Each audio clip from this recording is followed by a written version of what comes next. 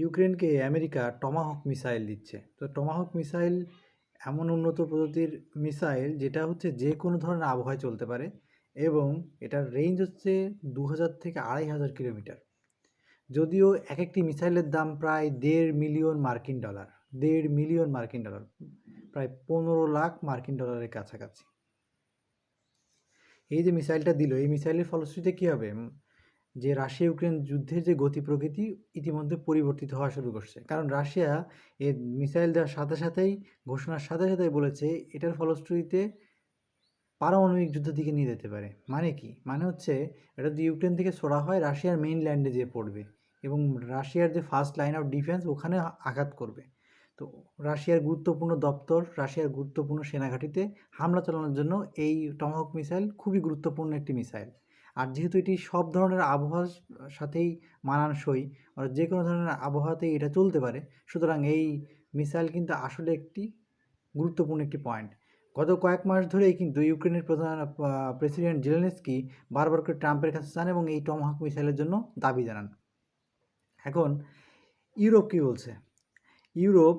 Europe বলতেছে যে তারা রাশিয়ার সাথে সংঘাতকে বাড়াতে চায় না। কিন্তু আমেরিকা কী বলছে? আমেরিকা বলতেছে যে কোনোভাবেই হোক রাশিয়ার সাথে সংঘাতটাকে আরও স্ট্রং একটা জায়গায় নিয়ে যাইতে হবে, যার ফলশ্রুতিতে কী হবে, তাতে ইউরোপে তাদের অস্ত্র বিক্রি বাড়বে। যেমন কিছুদিন আগে আমরা দেখছি রাশিয়ার যে পাশের দেশগুলো, ইউরোপের যে দেশগুলো, এস্তোনিয়া, লিথুনিয়া, তারপরে পোল্যান্ড, এই দেশগুলোতে বারবার করে কী হয়েছে, রাশিয়ান ড্রোন এবং বিমান ঢুকছে। যখন তখন এই রাশিয়ান বিমান ও ড্রোন অযাচিতভাবে প্রবেশ করতেছে। তো এই যে তাদের আকাশ সীমায় প্রবেশ করতেছে, অর্থাৎ বারবার করে ন্যাটোর যে সীমান্তে প্রবেশ করার ফলশ্রুতিতে রাশিয়া কিন্তু এক ধরনের উস্কানি দিচ্ছে, যাতে ন্যাটো কোনো পদক্ষেপ নেয় এবং পাল্টা পদক্ষেপ হিসেবে সে কোনো পদক্ষেপ নিতে পারে।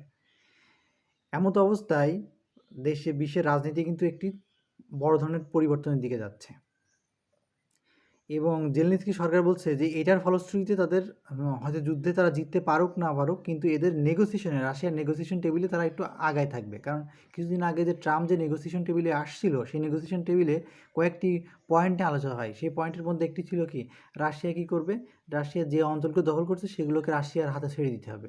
তারপরে রাশিয়া কিছু অংশ ছাড়বে, বিনিময়ে ওই অঞ্চলগুলো ডিমিলিটারাইজ জোন করবে, ওইখানে কোনো প্রকার অস্ত্র থাকবে না। তো 3 নম্বর পয়েন্ট কী ছিল? 3 নম্বর পয়েন্ট ছিল হচ্ছে ইউক্রেন কোনোভাবেই ন্যাটোর সদস্য হবে না। তো যে শর্তগুলো দিচ্ছে, সম্পূর্ণ শর্তই শুধু কাদের? রাশিয়ার শর্ত। কেন? রাশিয়া হচ্ছে যুদ্ধে অনেকখানি আগায় আছে এবং ইউক্রেনের অনেকগুলো অঞ্চল তারা অলরেডি দখল করে নিয়েছে এবং প্রতিনিয়ত রাশিয়ান ড্রোন